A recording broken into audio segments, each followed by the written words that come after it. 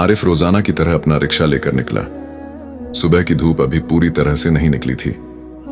गरीबी में आरिफ की जिंदगी कुछ ऐसी हो गई थी कि वो रोज सुबह अपनी पुरानी चरमराती हुई रिक्शा लेकर निकलता।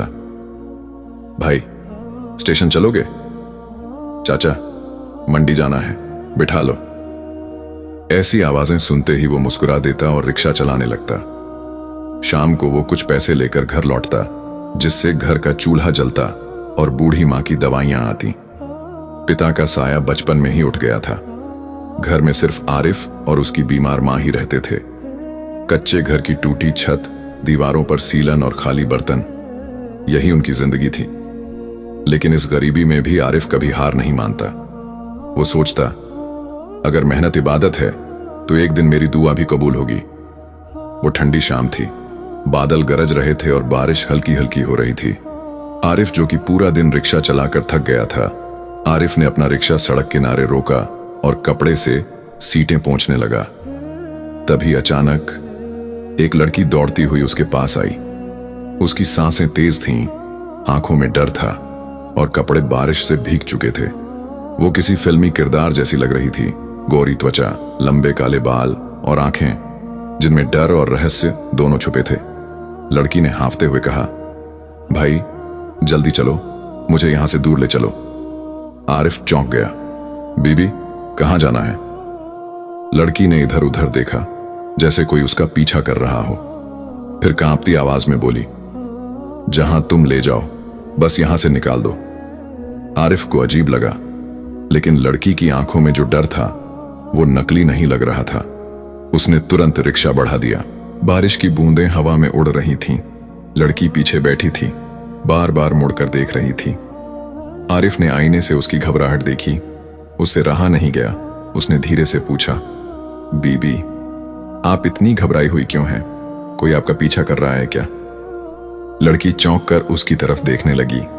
कुछ पल चुप रही, फिर होंठ भींच लिए, फिर अचानक बोली, कभी कभी इंसान अपने ही घर से पराया हो जाता है। आरिफ को समझ ना आया, लेकिन उसके दिल में सवाल उठे। करीब आधे घंटे बाद लड़की ने कहा, मुझे किसी सुरक्षित जगह छोड़ दो, कोई ऐसी जगह जहां कोई ना आता हो। आरिफ सोच में पड़ गया। वो उसे कहां ले जाए?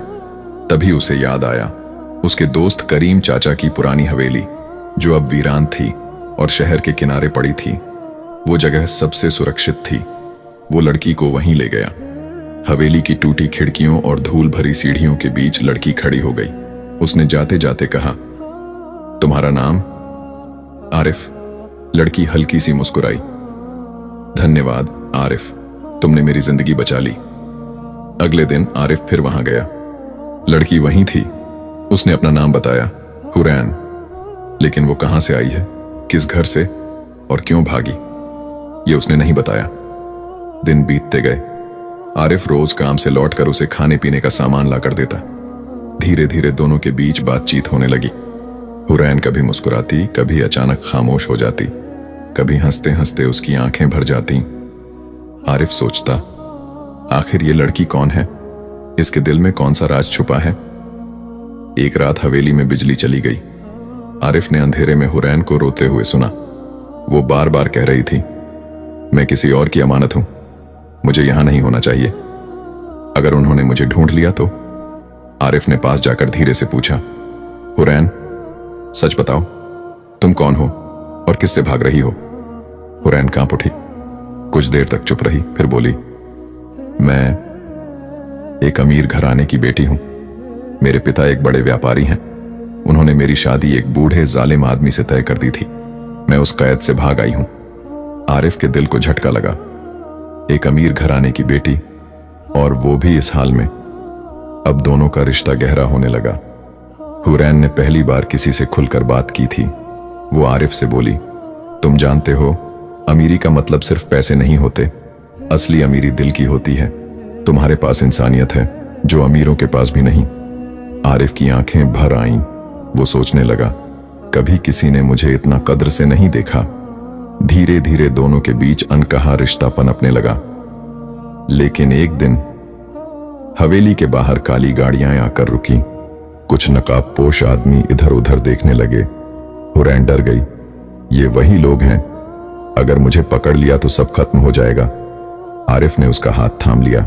जब तक मैं जिंदा हूं तुम्हें कोई छू भी नहीं सकता।